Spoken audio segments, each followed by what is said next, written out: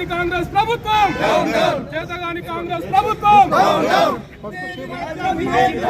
దొంగల రాజ్యం దోపిడీ రాజ్యం దొంగల రాజ్యం దోపిడీ రాజ్యం దొంగల రాజ్యం దోపిడీ రాజ్యం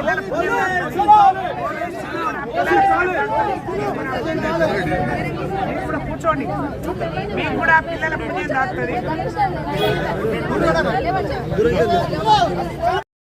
మేడం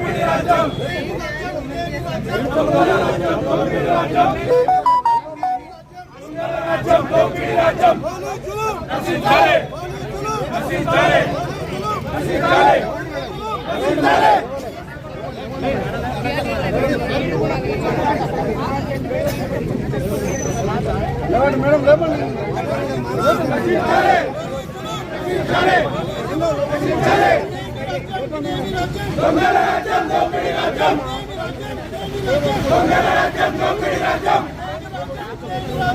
నశించాలి నశించాలి నశించాలి నశించాలి నశించాలి నశించాలి దొంగల రాజ్యం దోపిడీ రాజ్యం దొంగల రాజ్యం దోపిడీ రాజ్యం దొంగల రాజ్యం దోపిడీ రాజ్యం నశించాలి నశించాలి నశించాలి నశించాలి నశించాలి నశించాలి నశించాలి రాజ్యం దొంగల రాజ్యం దోపిడీ రాజ్యం దొంగల రాజ్యం దోపిడీ రాజ్యం మాత్రమే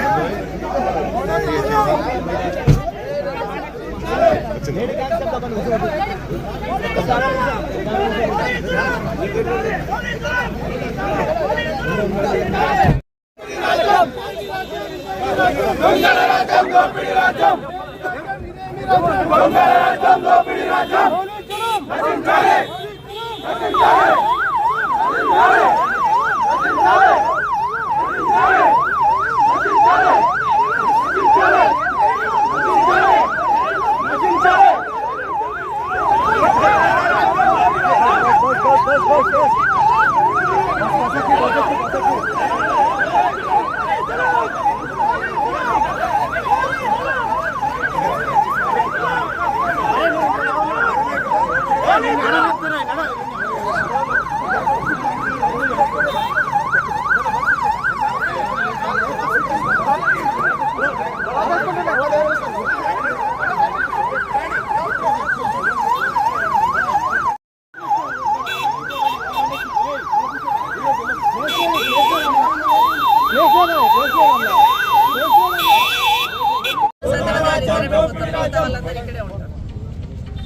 కాదు మిగతా అందరు నాతో ఉన్న వాళ్ళందరూ ఇక్కడే ఉంటారు నేను సత్యవతి గారు ఏంటి లాండర్ అయితే మరి నిన్న వాళ్ళని ఎందుకు అలౌ చేశారు నిన్న వాళ్ళిద్దరు చైర్మన్ ఎందుకు పోయి ఉన్నారు అంటే ఏంటి ప్రాబ్లం వాళ్ళకి ఏమన్నా రైట్ ఉందా చైర్మన్లకి కన్సర్న్ డిపార్ట్మెంట్ అది కాదు కదా మరి వాళ్ళని అలౌ చేశారు కదా మరి మాకు కూడా ఉంది కదా నేను ఎమ్మెల్యేను నేను ఎమ్మెల్సీ గారు మాకు ఉంది కదా బాధ్యత ఎందుకు పోనివ్వరండి ఎందుకు పోనివ్వరు చట్టం చేసిండ్రు అట్లా రూలింగ్ పార్టీకి సంబంధించిన వాళ్ళే పోవాలి అపోజిషన్లో ఉన్న వాళ్ళు పోవద్దని మరి ఎందుకండి ఎందుకు అలౌ చేయరు చూడడానికి ఎందుకు అవుతుంది లా అండ్ ఆర్డర్ మేము పోయేది హాస్టల్కి రోడ్డు మీద కూర్చొని చేయడానికి పోతలే మీరు క్రియేట్ చేసుకుంటున్నారు లా అండ్ ఆర్డర్ ప్రాబ్లం ఇప్పుడు అనవసరంగా పోయి వచ్చే వాళ్ళం కదా మీరు కదా మీ డిపార్ట్మెంట్ పెట్టి ఆపింది నన్ను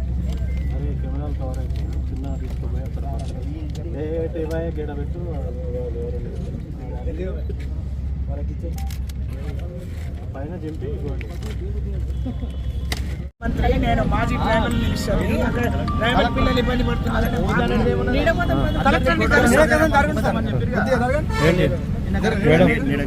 సార్ వాళ్ళ ఇంటికి నేను మీ బండ్లో నేను తీసుకొని పోతా ప్లీజ్ మేడం చాలా దూరం ఉంది మేడం అర్థం చేసుకోండి మేడం అర్థం చేసుకోండి ప్లీజ్ మేడం మీకు కిలోమీటర్ 2 కిలోమీటర్లు ఉంటుంది, మేము తీసుకెళ్తాం. అర్థం చేసుకోండి మేడం, నేను తీసుకెళ్తాం మేడం. ఎండలకు మీరు ఎందుకు పోతారు మేడం? కానీ మిమ్మల్ని మేము ఆపట్లేదు, అర్థం చేసుకోండి మేడం. వెళ్తాం కదా మరి, మరో నేను తీసుకెళ్తాను మేడం, ప్లీజ్ మేడం. దారి తెలియదా అండి? హాస్టల్కి ఇప్పుడు నిన్న వాళ్ళిద్దరు కార్పొరేషన్ చైర్మన్లు పోయి ఏమంటే అలిగేషన్ చేసి మీకు అన్ని తెలుసు,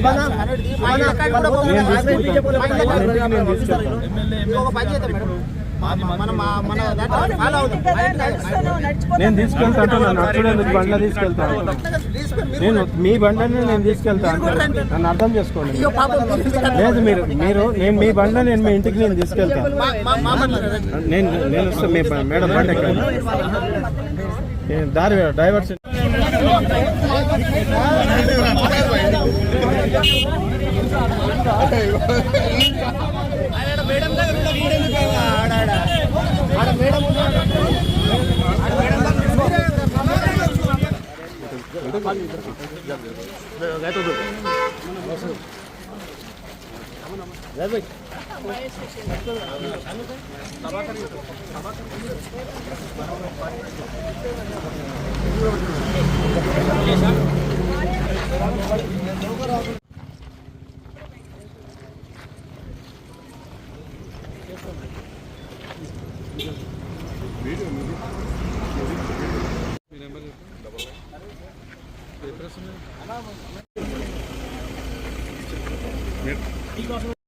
ఈరోజు వికారాబాద్లో చెన్నారెడ్డి గారి విగ్రహం దగ్గర రోడ్ పైన కూర్చొని మాట్లాడుతున్నాం మీతో. సంతోషం. ఎందుకంటే ఈరోజు సాయిపూర్లో హాస్టల్లో పిల్లలకు విషాహారం తిని వాళ్ళకు ఫుడ్ పాయిజనింగ్ అయిపోయి సిక్ అయిపోయిందని 2 days బ్యాక్ పేపర్లో చూసాం. సరే 2 days తర్వాత సెట్ అయ్యిందిలే అని అనుకున్నాను. కానీ ఈరోజు మార్నింగ్ పేపర్లో ఫోటో చూసాను. తల్లిదండ్రులకు కూడా నో ఎంట్రీ.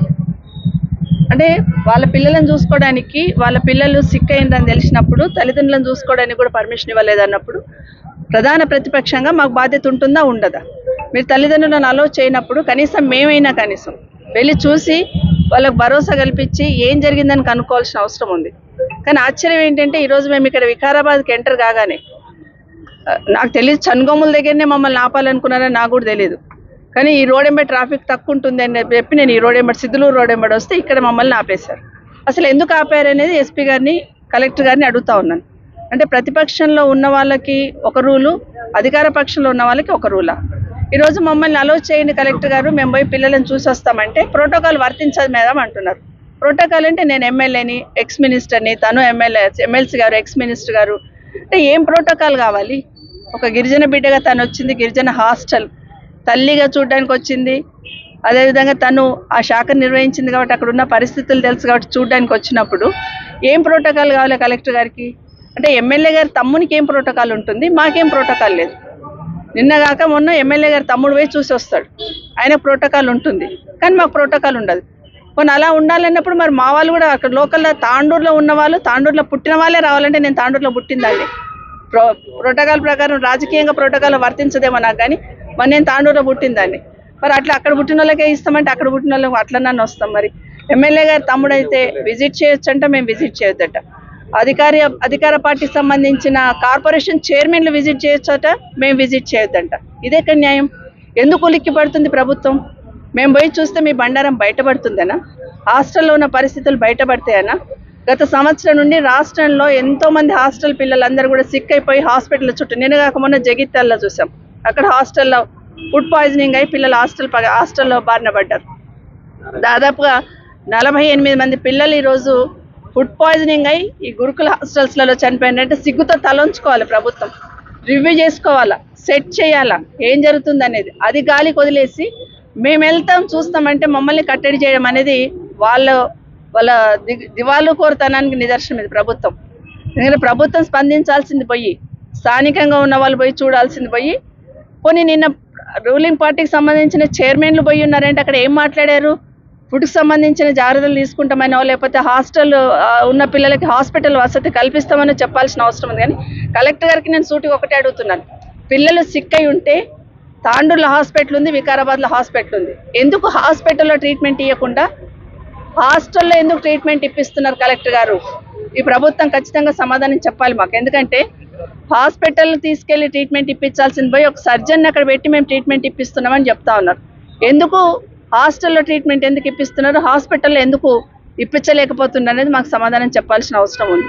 ఎవరైనా సిక్ అయినా హాస్పిటల్ వెళ్తాం, అక్కడ చాలా మంది పిల్లలకి సెలైన్ బాటిల్స్ హాస్టల్లోనే ఎక్కిస్తున్నారని మాకు వచ్చిన ఇన్ఫర్మేషన్. పోయి చూస్తే తప్పేముంది, మేము కూడా మీకు సలహా ఇస్తాం కదా బాబు, కాదు హాస్పిటల్ తీసుకెళ్ళండి అని చెప్తాం కదా, వాళ్ళ పేరెంట్స్తో మాట్లాడతాం, పిల్లలకు కూడా ధైర్యం ఇస్తాం.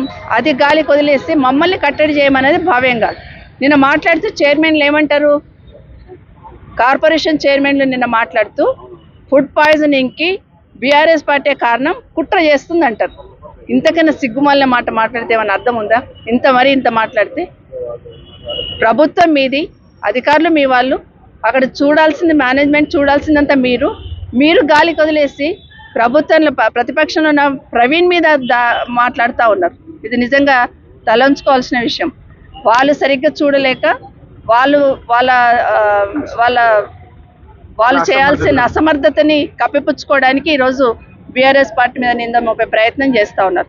రేపు భవిష్యత్తులో మాకేమనిపిస్తుందంటే, మా పోలీస్ డిపార్ట్మెంట్లకు అదే రిక్వెస్ట్ చేస్తున్నా. అందుకని రేపొద్దున కాంగ్రెస్ పార్టీకి సంబంధించిన మంత్రులు కానీ, ఎమ్మెల్యేలు కానీ, ముఖ్యమంత్రి కానీ తట్టుదా కింద పడితే కూడా బీఆర్ఎస్ పార్టీ కుట్ర చేసింది అంటారేమో, అక్కడికి తీసుకొస్తారేమో, కేసు పెడతారేమో. మేము అనేది చిన్నపిల్లలతోని, మాకు రాజకీయం చిన్నపిల్లలతో రాజకీయం చేయాలని లేదు. కానీ మీరు నిద్రమత్తు వదిలేండి, హాస్టళ్లలో ఉన్న పిల్లలకి సౌకర్యాలు కల్పించనని చెప్పడానికి ఎందుకు జరుగుతుంది, మళ్ళీ ఎందుకు జరుగుతుందని ప్రశ్నించుకోవాల్సిన అవసరం ఉంది. ఒకసారి పొరపాటు అంటాం, 2 సార్లు పొరపాటు జరిగింది అనుకుంటాం, 3 సార్లు ఓకే, కానీ ఎవ్రీ డే ఇది నిత్యకృత్యం, ఇది మామూలు విషయం అన్నట్టు గాలికి వదిలేస్తున్నారు. విద్యాశాఖ ఉంది గౌరవ ముఖ్యమంత్రి గారి దగ్గర. ముఖ్యమంత్రి గారు కనీసం ఇప్పటికైనా తేరుకోండి, ఇప్పటికైనా రివ్యూ చేసుకోండి. గురుకులాలు కేసీఆర్ గారు పెట్టారు కాబట్టి గురుకులాల జడిపేయాలని ప్రయత్నం చేస్తున్నారేమో, కానీ ఆ గురుకులాలు ఉన్న బిడ్డలు 5 లక్షల మంది పిల్లలు, పేద బిడ్డలు, ఎస్సీ ఎస్టీ బీసీ మైనార్టీకి సంబంధించిన పేద బిడ్డలు ఆ గురుకులాలలో ఉన్నారు. గురుకులాల నిశాన జడిపేయాల, గురుకులాల మీద ఒక ముద్ర వేసే ప్రయత్నం చేయాలనే ప్రయత్నం చేస్తున్నారేమో. ఇది ఆ పేద బిడ్డలకు అన్యాయం చేసినట్టు అవుతుంది.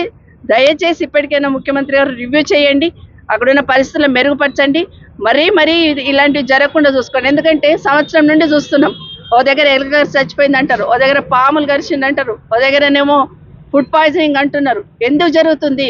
గత 10 సంవత్సరాల నుండి లేని సిస్టమ్ ఇప్పుడు ఎందుకు డెవలప్ అవుతుంది? గత 10 సంవత్సరాలు కూడా ఇదే పిల్లలు ఉన్నారు కదా హాస్టల్స్లలో, వాళ్ళు ఎంతో బాగా ఉన్నత శిఖరాలు ఆధిరోహించిన పిల్లలు అందులో చదివి ఉన్నారు కదా.